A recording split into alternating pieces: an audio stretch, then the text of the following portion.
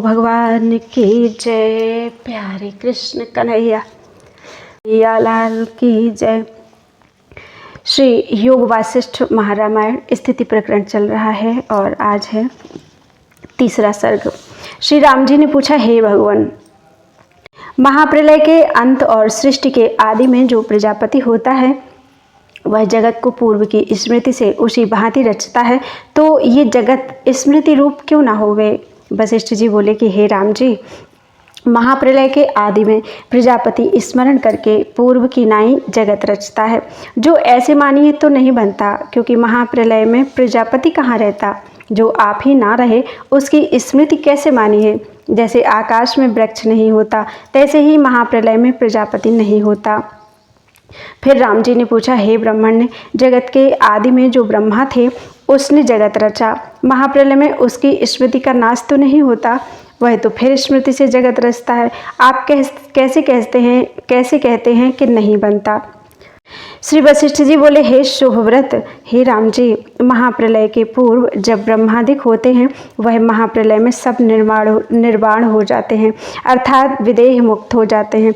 जो स्मृति करने वाले अंतर्धान हो गए, स्मृति कहाँ रही। और जो स्मृति निर्मूल हुई तो उसको जगत का कारण क्या कहिए। महाप्रलय उसका नाम है जहाँ सर्व शब्द अर्थ सहित निर्मल हो जाते हैं। जहाँ सब अंतर्धान हो गए तो स्मृति किसकी कहिए। और जो स्मृति का अभाव हुआ तो कारण किसका, किसकी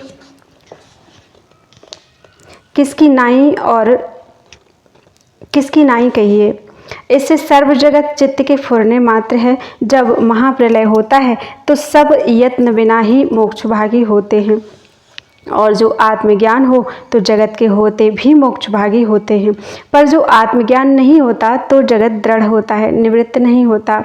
जब दृश्य जगत का अभाव होता है तब स्वच्छ चैतन्य सत्ता जो आदि अंत से रहित है प्रकाशती है, और सब जगत भी वही रूप भासता है। सर्व में अनादि सिद्ध ब्रह्म तत्व प्रकाशित है।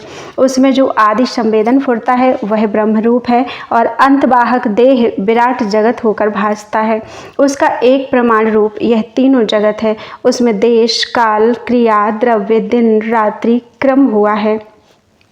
उसके अणु में जो जगत फुरते हैं सो क्या है, सब संकल्प रूप हैं। और ब्रह्म सत्ता का प्रकाश है। जो प्रबुद्ध आत्मज्ञानी है उसको सब जगत एक ब्रह्म रूप ही भासता है, और जो अज्ञानी है उसके चित्त में अनेक प्रकार के जगत की भावना होती है।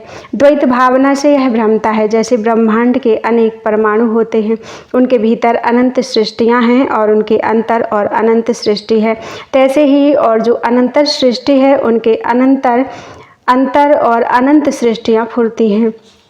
सो सब ब्रह्म तत्व का ही प्रकाश है।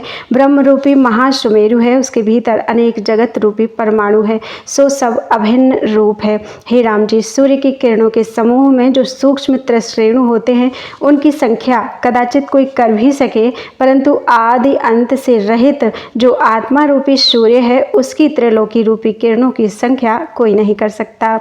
जैसे समुद्र में जल और पृथ्वी में धूलि के असंख्य परमाणु हैं, तैसे ही आत्मा में असंख्य परमाणु रूप सृष्टियां हैं। जैसे आकाश शून्य रूप है, तैसे ही आत्मा चिदाकाश जगत रूप है। यह जो मैंने उसकी सृष्टि कही है, जो तुम जगत शब्द से जानोगे तो अज्ञान बुद्धि है, और दुख और भ्रम देखोगे। जो इनको ब्रह्म शब्द का अर्थ जानोगे तो इस बुद्धि से परम सार को प्राप्त होगे। सर्व विश्व ब्रह्म से फुरता है और विज्ञान घन ब्रह्म रूप ही है, द्वैत नहीं। जब जागोगे तब तुमको ऐसे ही भासेगा। इति श्री योग वासिष्ठे स्थिति प्रकरणे जगत अनंत वर्णन नाम तृतीय सर्गः। बोलो वृंदावन बिहारी लाल की जय।